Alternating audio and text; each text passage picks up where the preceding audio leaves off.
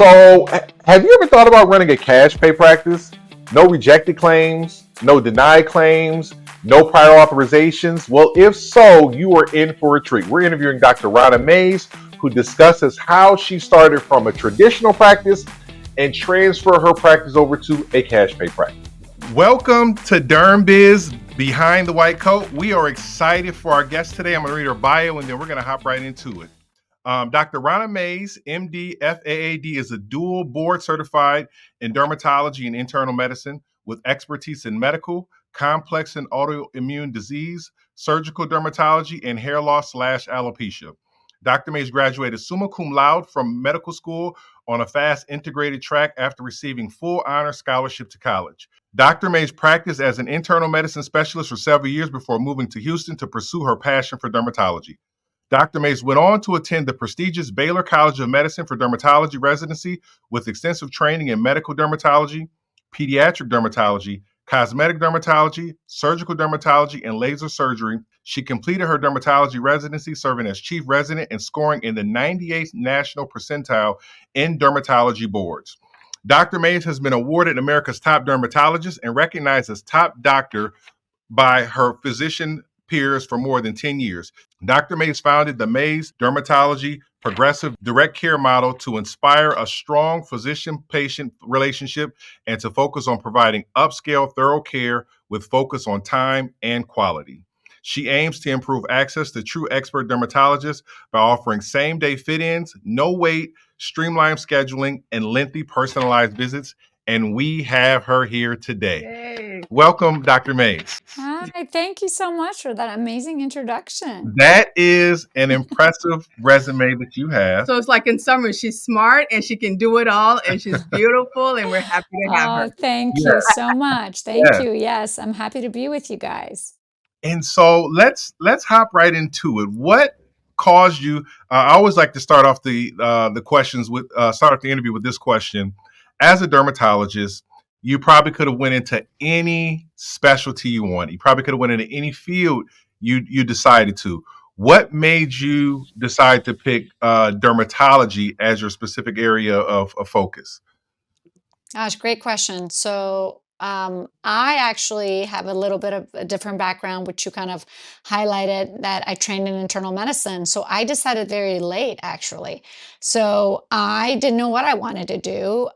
We don't normally get dermatology access, if you will, in our medical school until way late in fourth year medical school, as many med students have the same kind of experience. You know, they go to that clinical rotation much later, and so because of that late exposure, you know, I loved it when I started doing derm clinic. I love the fact that it was a cerebral field. It has the combination of basic science and just all that medical nerdy stuff and biochem and pharmacology, but it also has clinical applications, but it also gives you procedures and you get to see the benefit of what you do immediately or very quickly, which I loved. So I loved it when I did my rotation, but it was a late decision because we had already had to choose and apply. So I'd applied to internal medicine thinking, okay, you know, I really like that. Again, that science, that background, the internal disease, but really didn't know what I wanted to specialize in. So once I decided I loved it, and for those reasons,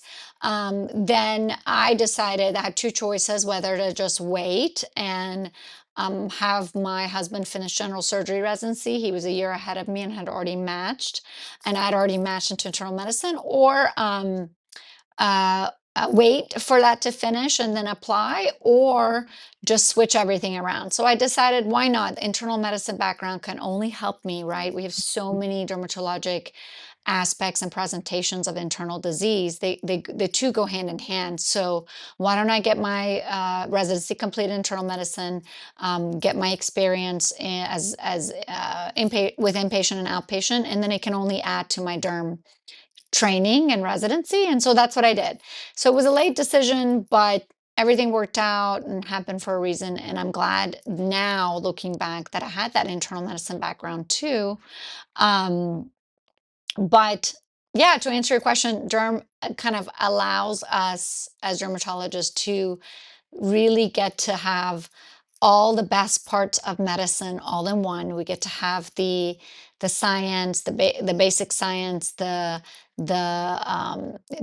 internal medicine aspect of diagnosis and treatment, in addition to procedures, and it allows us to see the results of our treatments quickly, which is very gratifying. Dr. Mays goes on to explain how she not only got training in internal medicine, but she also got training in dermatology, giving her two specific specialties of training as a dermatologist. Do you still practice internal medicine, or are you just doing straight dermatology, or does that sneak into I your just, for my practice? family, I do. When they need a prescription, or sometimes Oh they have yeah. a URI, or Yeah. something like that. I usually call in a script for them, or I treat them. But I haven't practiced internal medicine as a primary or a hospitalist for years now. But I really apply it to my practice in dermatology. And one of the best things about it is I don't feel nervous about sick patients. So super Yeah. sick, we have some very sick patients in dermatology too, the immunobolus diseases, your pemphigus vulgaris, a lot of different diagnoses that are a little bit more involved and more difficult medically to manage. It helps me feel very secure that I know how to take care of really sick Mhm. inpatient patients, even though it's been a long time since I've done so. You just feel more comfortable with all of that, and feel like you can take anything on. If I had to admit a patient, I probably could, but I haven't for a really long time. No, that's awesome. Because even in my practice, every now and again, you have that patient that has a seizure or a Yeah. patient that codes. I even had a patient that had a stroke, like right in front of me. Yes. So, like, I don't know if you ever get that. It's not often when we get that in office, but you have a patient that didn't eat that morning and their blood sugar dropped and everything. So Absolutely. I could see how, Yes. even It though you're comes not, in handy. it Yes, comes it comes in. in handy to just know what to do, where to go. And yeah, we have a lot of patients in surgery vasovagal on us. Yep. So we're kind of prepared for that. But yeah, we've had these odd things too that are true medical emergencies once in a while. So it's nice to kind of have that ability or comfort.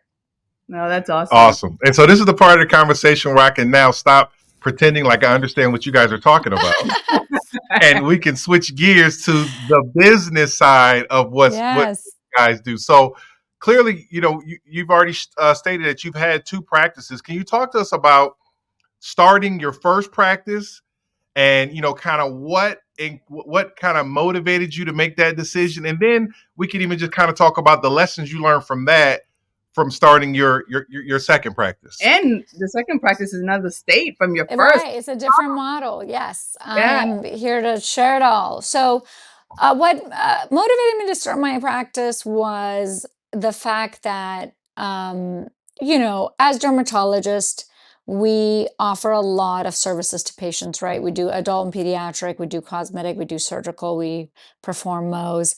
But there's so much more that goes into a practice. It's not just the medical aspects, as you both know, there's that entire business aspect. And I was always fascinated and had an interest in the business aspect. Here, Dr. Mays explains why she believes it's so important to understand the business side of your private practice. She discusses how it gives you more control of your patient care and your patient outcomes, and it also removes the bureaucracy that comes when you have to work for a larger organization. And I believe Dr. Mays' perspective is so on point. I think it shouldn't be taboo for physicians to know business. In fact, the opposite. We should learn this in our schooling or post schooling, because no one teaches you this stuff. You got to teach it to yourself, and it's absolutely essential to survive. It shouldn't be taboo for doctors to know how to improve their productivity, their costs, their business management, their staffing, because at the end of the day, we are just like any other field running a business. We have to make money. We have to be profitable to survive, right? How can we take care of patients if we can't profit Right. from our business? If you understand the business of your private practice in a more detailed and specific level, you'll have more autonomy over your overall life and more control over the patient outcomes that you have on a day-to-day basis. Our mission here at Dermbiz is to help you understand the business side of your private practice at a deeper level. This is going to give you more autonomy over your schedule, how you structure your day, and the patient outcomes that you can create. I always kind of was inspired by that and liked that stuff. So I kind of really was interested in it. So I thought, okay, I like this aspect of running a business and learning. And plus, I really think we as derms or we as physicians should be very primed to know how to run a good business model because we know what we're doing, right? We're seeing the patients. So we know, okay, well, if we do this a little bit better, or if we, have this process in our check-in, it'll make it smoother because when they come in the room, this and this and this happens, right? So knowing the medicine, I think only helped in my sense because I know what's going on from the beginning to the end of the patient. So so that kind of made me want to explore opening my own rather than working for another practice. The other thing is, whenever you're working for someone else, there's good and bad that comes with that, right? You can go home and shut it off and be with your family, but then there's a lot of things that are out of your control because it's based on that business owner's decisions, but it affects your daily life and practice and how you see patients. So I didn't like that. I wanted to be in control of how the practice ran from the second the patient walks in to the second the patient checks out. And there's a lot of stuff you can't control when you work for big companies. There's a lot of stuff they don't even know. Like private equity, if you talk to someone about what's a process for this and this, they'll refer you to two different managers that then also have another manager, and none of them know. So then they all have to have a meeting. So it was kind of like, how can I have my finger on the pulse of everything? So improve my patient experience and my efficiency and my patient care, but at the same time profit from it and have a successful business out of it. So yeah, that's what prompted me to open my practice. It has its pros and cons, as you guys know. Here, Dr. Rana discusses how she started her first private practice using the traditional model of taking all insurances. But she also discusses how the curiosity for starting a cash pay practice began. And yeah, just briefly about the different models. So when I first started, Maze Dermatology was in Louisville, Kentucky, which was my hometown. At that point, all of our family was there, so we moved there to open. And I credentialed with all insurers because that's just what I knew to do. That's what people did when you open a practice. You credential. And then I didn't know, no one had told me that you should look at your contracts or you can negotiate the contracts.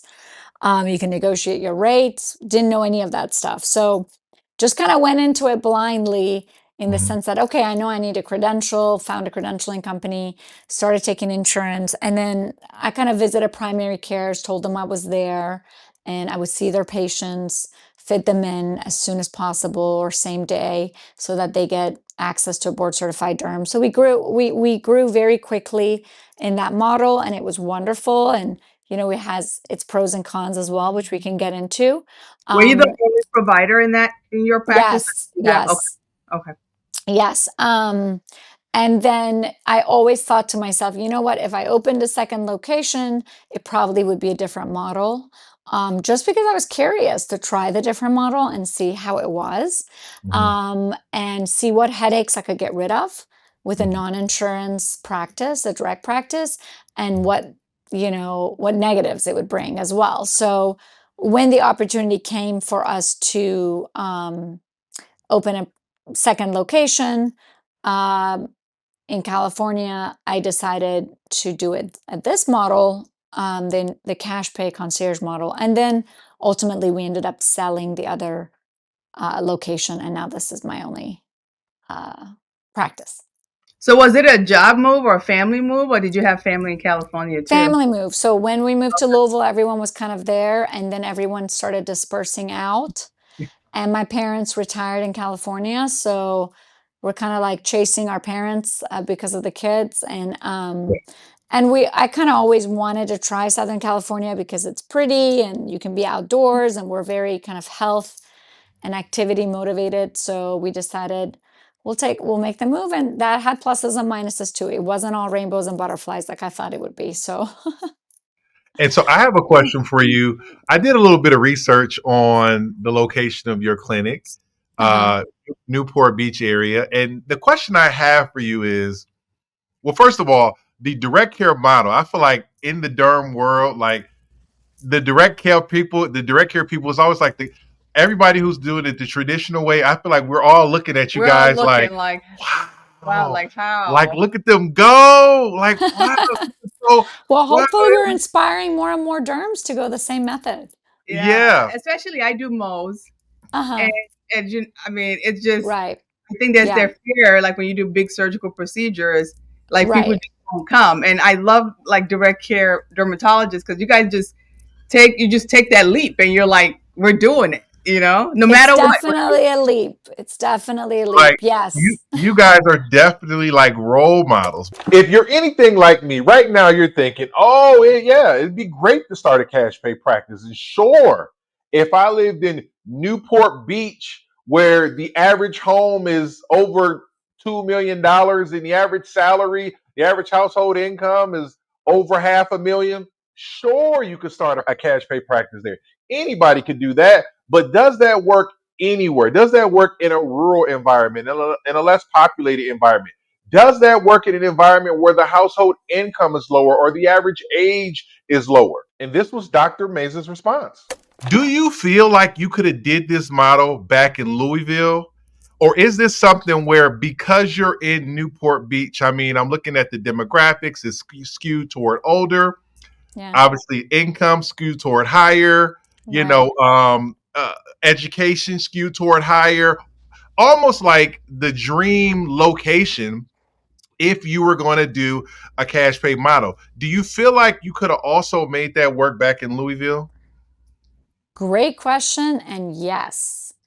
The answer is yes, I think. And the reason is that, as we all know, there is a shortage of dermatologists, especially real board certified dermatologist Mhm. physicians, right? Not mid-level providers. And that's why we have a lot of mid-levels, and we have to say, okay, well, there's a shortage. We gotta, Mr. Smith, you need to see X, Y, and Z person that is not board certified derm, but and in areas like Louisville or the Midwest, there's a shortage still, and I think patients would pay. Your prices would have to be different, but what you're bringing is direct access to you. If you need to be reminded, Dr. Mays explains the shortcomings of taking insurance and why looking into a cash pay model may be worth your time. Same day. With an insurance model, there's a wait because you have to see 40, 50 patients a day to keep up. Yep. There is so much more charting, so much more paperwork, so much more headache, so much more staffing, so much more managing the staff. When you take all of that out of it and direct care becomes just about you and the patient, then all of those go away. And then all of a sudden you have availability to see 30 if you want, 40 if you want. If someone wants to be fit in right away, okay, they don't have to fill out 45 pages of paperwork, and then your front desk have to check eligibility and make sure the eligibility is good and collect up front for what they think they need to collect. And then later on they get a bill and it's denied and you have to chase that bill. You get rid of all of that, and all of a sudden you have access to derms. So it works in that in any location. I would say the pricing has to be based on the area you're in, and Mhm. but you still, the pricing can be fair and transparent because now you don't have to pay all of these. You don't have to pay for the fancy EMR that has all the boxes for insurance, and you have to be a biller and a clearinghouse and the Mm. practice management side of billing and a bunch of staff and all of that. So now you get to have a reasonable fee after your costs and still allow some for profit margin and still get to just, take care of the patient and be the doctor. In Louisville, we actually did drop insurance the last year before we sold, Mm. mainly because I wanted to decrease the headache I had running 2 practices from remote, and it significantly helped with headache, and it worked. I mean, there are people that want you as a physician, and they will pay, and our fees were not astronomical. We're not trying to gouge people. We're just trying to get paid for our services and be a successful business and stay in business.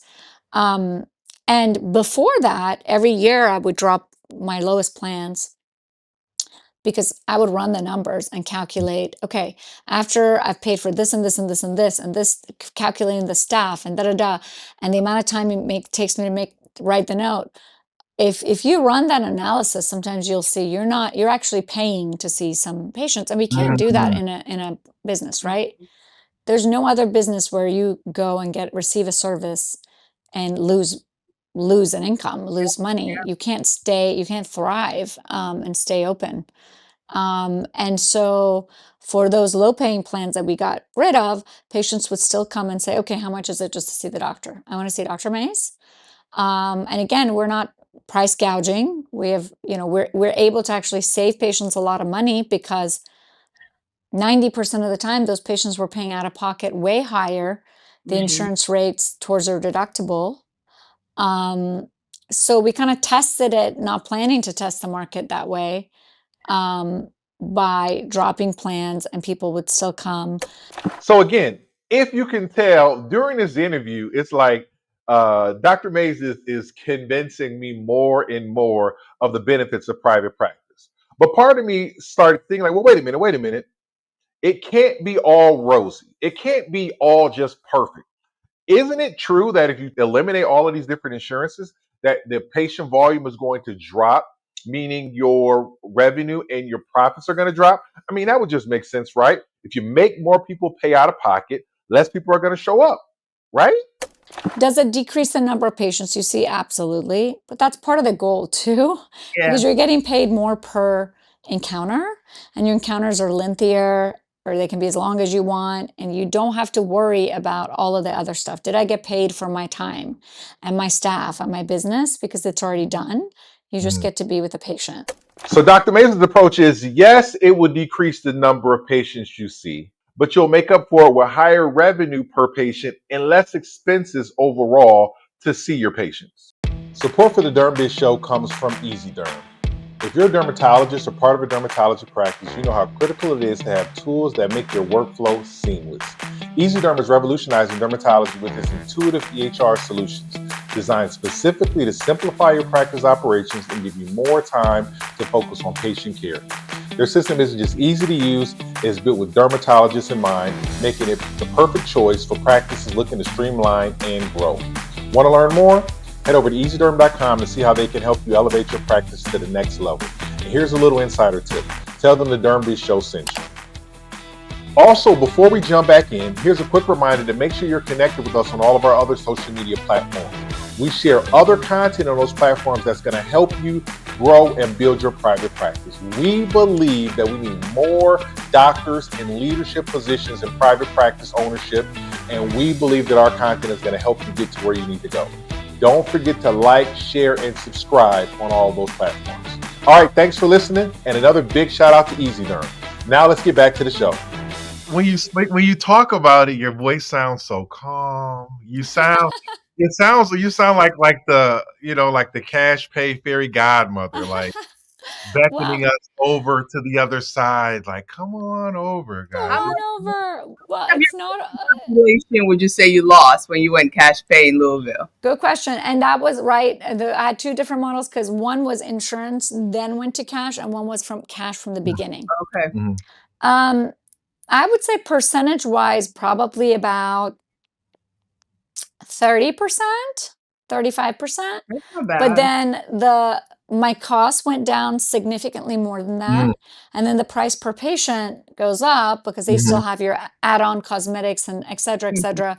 So it's a balance. But I will say, just to be fair, it's not all rainbows and butterflies either. With direct care, you do decrease patients, and you do decrease. It's a much braver move, right? You have to be able to have thicker skin to withstand, what your patient numbers will drop to. Or let's say you're starting direct from the beginning, you have to be prepared. Okay, how many do I need to see to just pay my expenses? Now your expenses are significantly lower, but it's a different model. It's not a guaranteed stream of people. Now, if you're already established with insurance model, it's an easier way because you already have your patient base. it works better in my opinion. I've done both. So, and you can say, you know what, now we're not contracting with any insurance, but we provide a super bill for patients to submit to their insurance and get reimbursed. We're just here to provide you care. We don't want to deal with other stuff. So, so in that sense, it tends to be a little bit less of a bite when you do it, but certainly, it's not for the faint of heart. No matter what location you open in. And I would say probably better for locations where there's more shortage of derms than saturated. Yeah. So even though this area is very saturated or very, high income, it's Yeah. also saturated, right? Mm. So it's kind of a double-edged sword. That was actually going to be my next question. You just mentioned it. So you guys do facilitate the process of helping people who do have insurance direct bill their insurance company. Yes. So it's through the EMR. It's just like a click of a button. It creates a super bill for the patients. Mm. And then they get it. We have it in our process where it just gets automatically emailed to them. And then patients present the super bill to their insurance, and the insurance reimburses them directly based on whatever their rates are. A lot of times they actually get out of network rates. So because we are not in network with Humana or United, etc., when the patient submits their super bill, they may even get reimbursed more. So it ends up being a win-win for a lot of patients, especially as the insurance market is getting worse and worse and worse, Mhm. where they're collecting people's premiums and not paying for anything. Right. So Yeah. even when they go to an insurance practice, 90% of the time, they're paying way more out of pocket. Hmm. And they almost always don't know, right? It's an unpredictable game. Like, we don't know what your deductible or Mhm. we don't know what your code for this visit is, the Yep. allowed whereas with direct care, they already know, okay, the fee's this much per visit, done, right? It doesn't change. It doesn't like go up and down. It doesn't get denied. It doesn't get, so yeah. So we do provide a super bill, and a lot of direct care offices do that. We dropped a few insurances too, and we were actually surprised the amount of patients that still decide to come and pay Yes, out of pocket Hmm. and get reimbursed by their Yep. insurance later on. And I think right. patients are starting to understand, and they're starting to have the same frustration that we have with insurance companies. Patients have the same frustrations too. Correct. So I think it's a lot easier to explain that to them in this day and age. Here, Dr. Mays explains why she believes accepting insurance dilutes the care that she can give to her patients, reduces the time that she has to be able to give the best practice of medicine she can to each patient, and overall is not the best solution for her or her patient base. And it really places the doctor back where we need to be. We are not supposed to be the business middleman for insurances so that they can profit billions and explain to patients, okay, well, this is not covered, this is covered.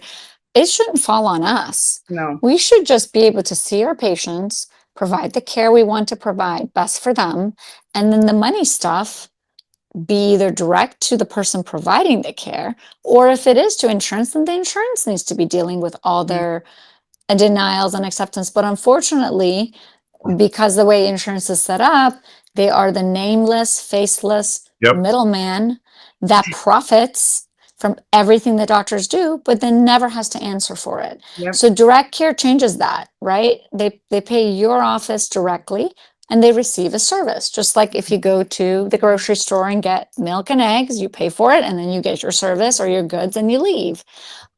Just like you go to a restaurant or go to your hair colorist, it's all, payment for your services without the greedy middleman in Yeah. between, messing everything up. Dr. Mays, if we switch to direct care in the next 6 to 12 months, you'll know that you were the one. Then I will You, You're the expect a catalyst. present in the you were the mail. one who, If we who, ever who get, influenced us. yeah. Let's dive I into, hope so. let's dive into staffing. You Yes, mentioned that your second clinic now, you have 3 staff members. yes. Talk to me about what's the difference in staffing that you had in the first model Mhm. compared to the difference you have now in this direct care model, and kind of what are the pros and cons of staffing from those 2 different models. And if the roles of your staff changes too, depending on the Yeah. model. So definitely more, I would say at least 50 or 60% more staff are needed for insurance, just because of the volume and all the additional work you have to do, prior auths, eligibility checks, billing, following up on billing, etc. So it decreases by at least 50 or 60%. The staff still have this similar, like the medical assistant still has a similar role, right? They assist me with Mhm. procedures and getting consents and rooming the patients. But it allows you to streamline your system more with computers and without people, because you don't need the people that need to go and check and get the card, insurance card, and scan and get on the phone with United and check benefits. And the check-in process is with a click of a button in our system, and the collection can be with a click of a button, so you don't need someone collecting payment, Mhm. technically. But yeah, the roles stay very similar. So the MA assists me, and the front desk checks people in and checks people out, but the process becomes much easier, so you need way less people. But they're still doing the same thing. Their job is just a lot easier, more seamless. And because of that, you can get away with less people or no people. I mean, I know people that are direct care and they have like one person, or not even that when they're early and starting, depending on how many patients they have. Because if the system doesn't, if you don't have to do all of this nonsensical work we do with insurance, then really your patient can be checked in through your EMR system. Payment can be collected through the credit card on file through your EMR, and then they walk in a room and you see them. Even scribing, like my MA scribes for me, for example, but you don't have to go in and out of a room 50 times, scribing quickly and adding all these other things that really insurance requires, right? They don't really improve care. Or the patient experience, they make it worse actually. But it's all of this additional paperwork, or if you're participating with MIPS, I don't know if you are, but then you have to ask them all these nonsensical questions and they have to click on it, which absolutely does not improve care. But right, so they don't have to do all that. So they're still a medical assistant. They still do the basics of Mm-hmm. scribing and assisting, but their job becomes 70% easier. Therefore, you can get away with less people. Do you find that the amount of work you take home or amount of work you do after hours is about the same or less with direct care? When you're building, it's about the same. So when I build fresh here, it's maybe a little bit less. I would say maybe 20, 30% less, but there's still work, right? Because it's your own business. And it depends on your personality. I'm kind of a person that always is trying to improve things. Like, how can we Mhm. improve this process? So then yes, you take it home and you You think don't about turn it off. and you're like, you don't turn off. But is it possible for people that are not like that to turn off with the direct care much easier? Absolutely. You have way less headache to deal with to take home.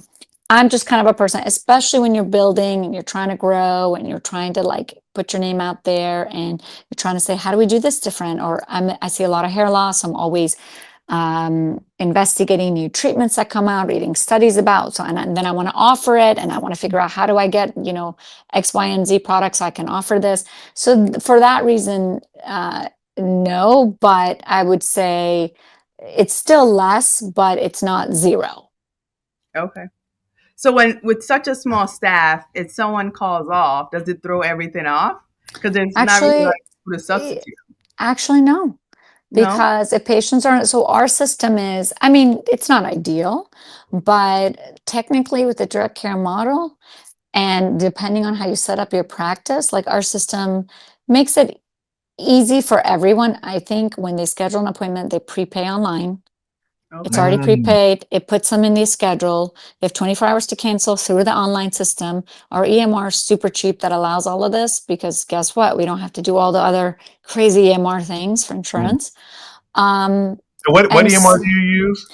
the practice management we use is Jane. Now, I kept ECW for my medical charting only because they had e-prescribe and lab and pathology integration. And I was so used to that EMR portion of it that I didn't want to change that. But you can certainly do both charting, so the EMR and the PM through Jane, and it's very inexpensive. It's like $100 a month,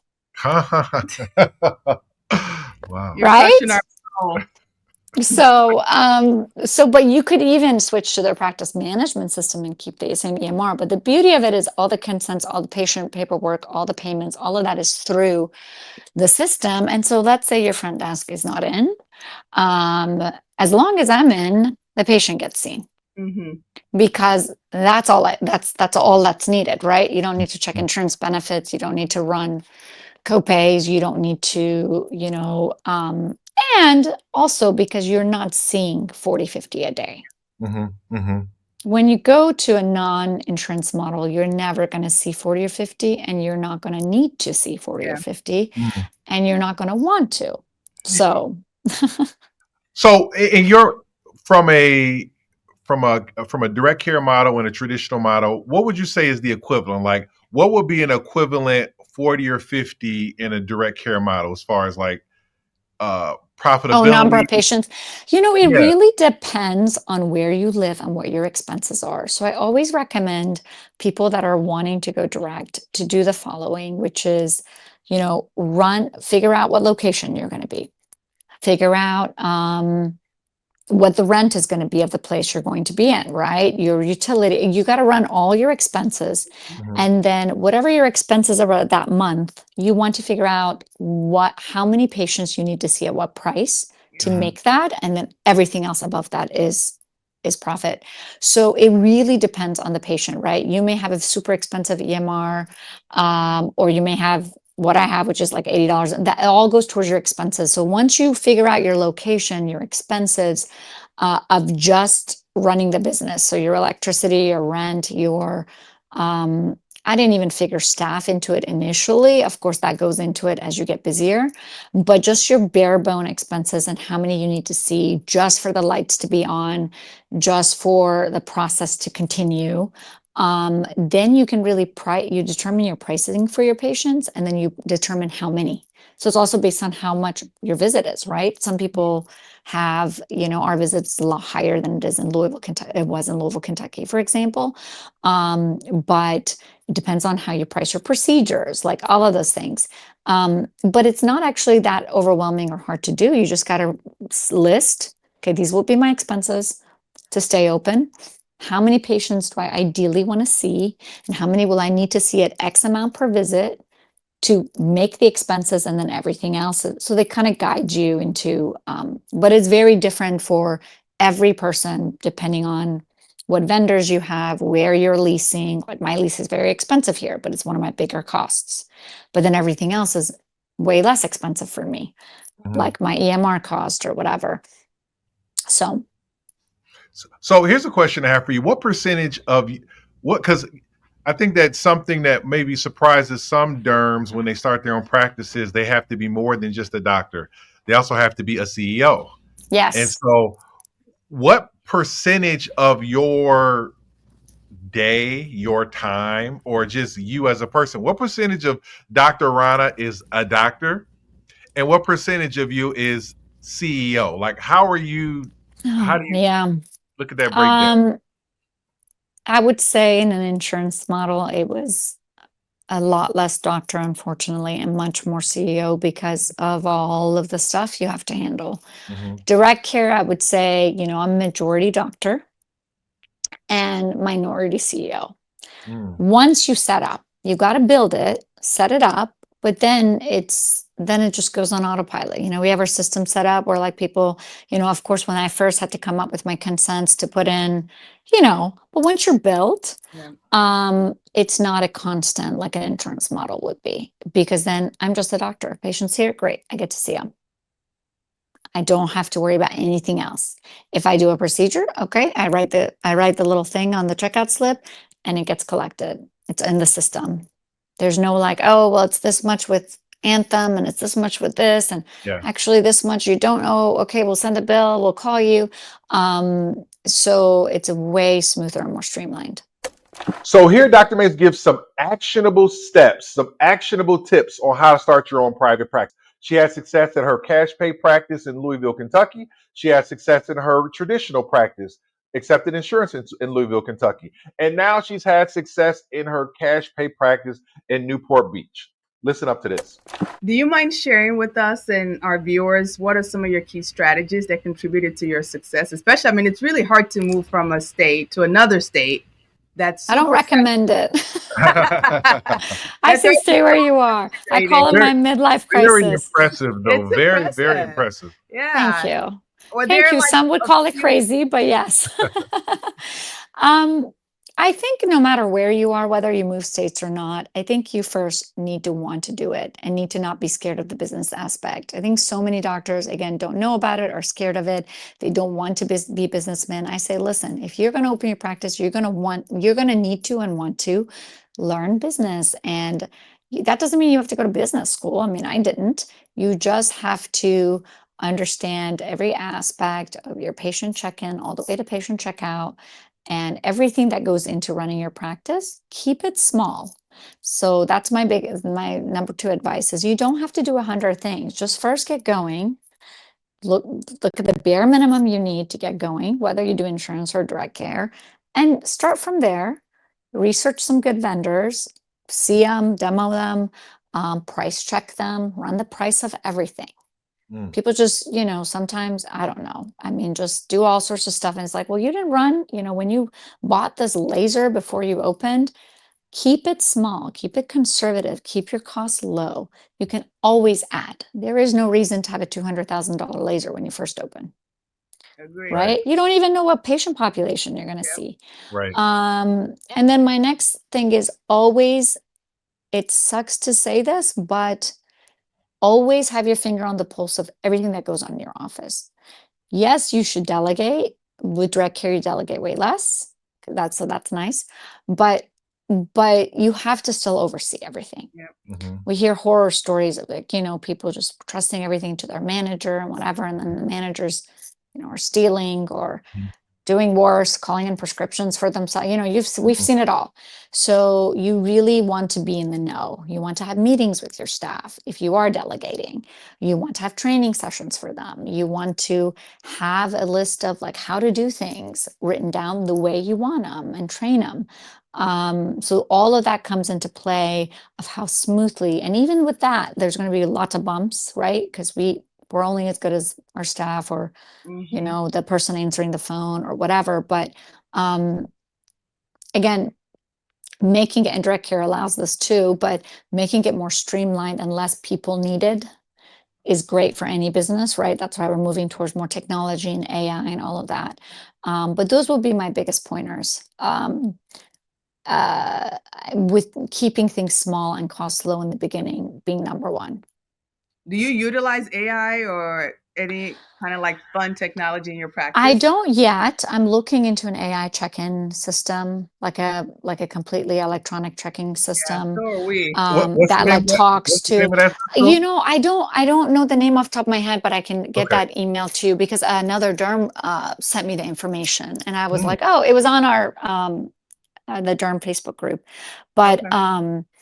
but right now our check-in system doesn't have an automated assistant. It's just it's easy. You just click, so I can click it.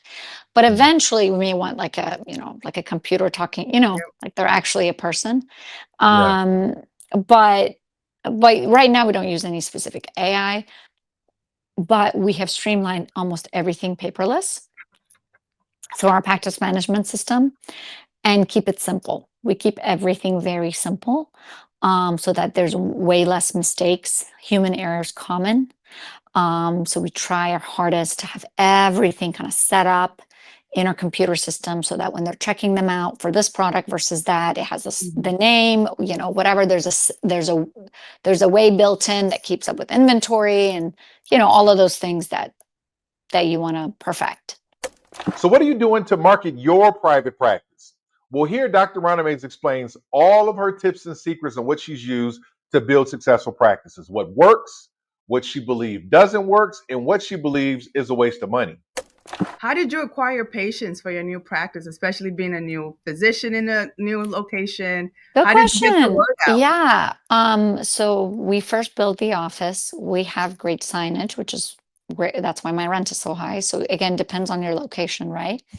We're on PCH and also just word of mouth. So then when my first patients come in, as you know, derm is very word of mouth. They were like, oh my gosh, you're so great. You cured my son's acne or whatever. I'm bringing my mom to you. I'm bringing, whatever. And that's kind of how it built.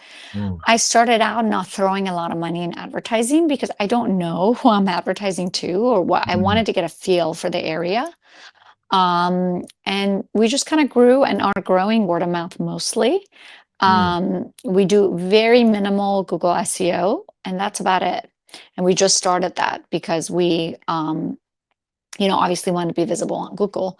But again, that's also dependent on the location too. So every location is a little bit different. You may be in a location where there's not a derm for, without a 4-month wait. And in that case, you may not need to advertise much at all. So yeah, that's kind of how I did it here. Now in Louisville, when I opened, basically, again, word of mouth, and then I knew some primary cares from having gone to medical school there, and just told them, hey, I just opened my practice. I'm happy to take care of your patients. Send them my way. And then it just grew from there. So here, Dr. Rana explains what is scope creep and why it's important to you as a private practice owner. You mentioned something called scope creep. Could you elaborate on what scope creep is and how it's a challenge for people running and operating their own private practice? Yes, I can. So scope creep is basically when we as dermatologists get replaced by non-dermatologists, so those mid-level providers. Now it's becoming people that just went to nursing school or just went to, whatever random schools now created. So we're cheapening the expertise and education of physicians, and we're saying, hey, anybody can do it. Look, this is like way less training, and this is way less education. This is way less gruesome testing, but they can take care of your X, Y, and Z, and that's just not the case. So quality of your care drops, and the only people that care about the quality of their care are the physician and the patient. Hospitals don't care. They make more money when you have complications or you have misdiagnoses or you have $1 million workup of labs or etc. So scope creep is trying to take back and being dermatologists rather than everyone else. We call them the pretenders. Yeah, the pretenders. And especially in dermatology, we have so much, because everybody wants to be a skin expert. And my little sentence I tell patients, especially people that don't know any, the difference, right? A lot of people don't know. They just don't know what dermatologists even are, what they do, what we do. So I say a dermatologist expert of any condition of skin, hair, and nails. They don't even know they have to go see a dermatologist for hair loss. And I say everyone thinks they're a skin expert until they need one. And that is true, especially in Newport Coast. We have people that with all sorts, they don't even have to be doctors. And social media, I think, has played a role in that too. 100%. TikTok, if you have followers on YouTube, TikTok, or Instagram, you have to know what you're doing. And at the end of the day, when we just strip it down to what it is, anytime you're giving advice to somebody, you're performing a procedure on someone, or you're giving, recommendations to someone, you are practicing medicine. And so I try to educate patients and my friends as much as I can. This is practice of medicine. I don't care if this person is a holistic health enthusiast. If they're giving you recommendations for what to do on your skin, they are practicing medicine. If they're performing it on you and selling it to you, they are practicing medicine and profiting from. And I think doctors with this specific specialty should be the only ones, because of course we're the experts. We know what we're doing. You wouldn't want to go see, I don't know, an accountant to be your lawyer. So why would you, we all have these specialties and education and all this for a reason. So I think it's a problem for derm. However, I think the pendulum will swing the other way. And I think it's a good problem. The more people multiply that are skin experts and know everything, the more the public's going to be like, okay, wait a second. I now have 5,000 choices instead of just 5. Let me see the difference. Let me see what this person.